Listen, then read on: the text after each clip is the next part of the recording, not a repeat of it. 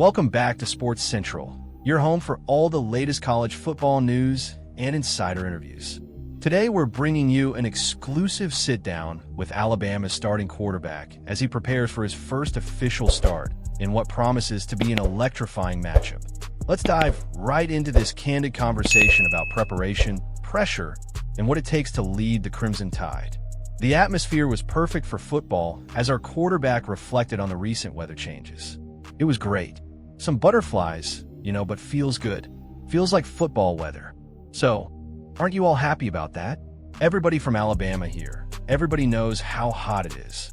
Yeah, geez, the last couple weeks, man, been brutal. The relief in his voice was palpable as he discussed the transition from the scorching Alabama heat to more manageable conditions. When asked about his comfort level heading into his first start, considering his years of experience with the program, he shared thoughtful insights about his growth and maturity. I know there's a great feeling going into a game like this just knowing that I'm more mature than I was, even last year and compared to a couple years ago. But, I'm just going to prepare like I've always prepared. It's just a first start. I'm just excited and just happy. My plan is just to do the best I can be and get my guys the ball.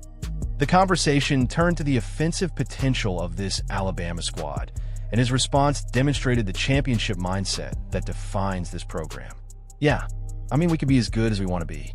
It all just depends on, just doing our assignment and making sure that, we control our box and, keep the main thing. Coach Sab used to say that all the time, not look at the scoreboard and just make sure that, hey, we need to do what the task at hand is and not worry about everything else, not be outcome-oriented, So I think if we just focus on, the main thing and the right things, that it'll take us as far as we need to go. The influence of former Alabama quarterbacks became evident as he discussed the advice he's received from the program's rich tradition of signal callers. Yeah, I talked to AJ quite a bit. John Parker Wilson, Bryce, Jalen, teammates of mine. And, they all said, some of the same things are just like, hey, trust your preparation, trust your confidence, and just go play, man. That's something that I really took from Jalen, just because, he always used to say that, whether I went in when we were up big or win in the Oklahoma game, he was just like, man, just go play. And that's something that, I just kind of take even in practice, like, hey, I didn't get a chance to play in my first 3 years. And so now that the opportunity is here, I'm just going to go take control of it and just go have fun. Weather conditions are always a factor in football, and when asked about the possibility of rain affecting Saturday's game, his response showed true quarterback composure. Oh, certainly, but you can't really worry about that. My job is to make sure that I get the ball to guys, and whether it's raining, snow, sleet, or sunshine, that's what I'm going to plan on doing. Drawing from past experience, he referenced a previous game against South Florida, where he gained valuable insights about handling pressure situations. No, certainly. I learned a lot from the South Florida game. 1, just being more mature and got to prepare better, and 2, just, not making it bigger than what it is. I was super excited, super anxious going into that game because I didn't know, what to expect, what to prepare for. And, after talking to, Coach Labber, Coach Grubb, Coach Sheridan, even Coach Saban, they all said the same thing, just to go have fun, just control what you can control and make sure to keep the main thing. I said it earlier, the main thing to me is making sure that we don't have any negative plays. And so, moving the ball down the field. So, like I said earlier, it's rain, snow, sleet, sunshine, and I'm just going to make sure that we have positive plays and get my team the best position to win. The coaching staff's message has been consistent and encouraging. Yeah, just don't let it loose. He said you've done the training, you've done the preparation. No, now it's your time. This is your time to shine. You've waved, you've done the work, the work's paid off, so now it's time to go show it.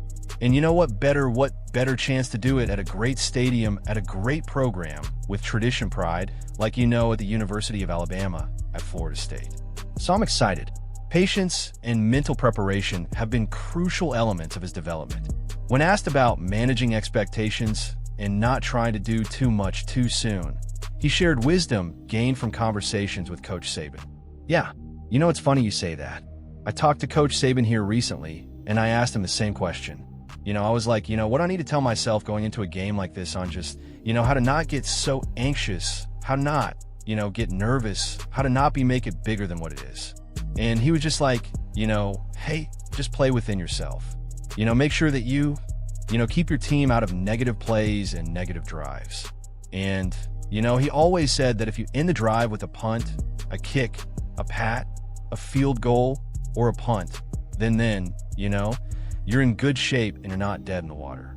So, I'm taking that approach of just making sure like, hey, I'm going to make sure that I march down the field and do everything I can to move the ball forward and not go backwards. The mental aspect of quarterback play came into focus when discussing how he handles pressure and the weight of leading the offense. Certainly I was thinking about it this morning. I woke up and I was like, man, it's really here. Like it's game week. Something I've prepared and, wanted for a long time. And like I said, like at Florida State, who is what is a great program. But, I think about it before I take on the field. I kind of, Micah 5 verse 5 says, peace to be with the Lord. And so, I kind of take that approach of just, before I step on the field, just, taking a little second and praying and taking a breath and just, being like, hey, like he's with me, and whatever situation happens, just he's going to be beside me. And I'm excited for it. And so that's what I kind of go even on the practice field. Just kind of make sure and understand like, hey, he's with me wherever I go.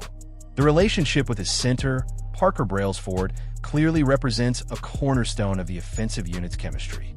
Your trust level with him going into this road environment the first game. Parker Brailsford, that guy. No, that's one of my best friends, man. We actually want to go eat lunch yesterday. Being able to have the best O-line in the world and the best center is, something that a quarterback wishes for.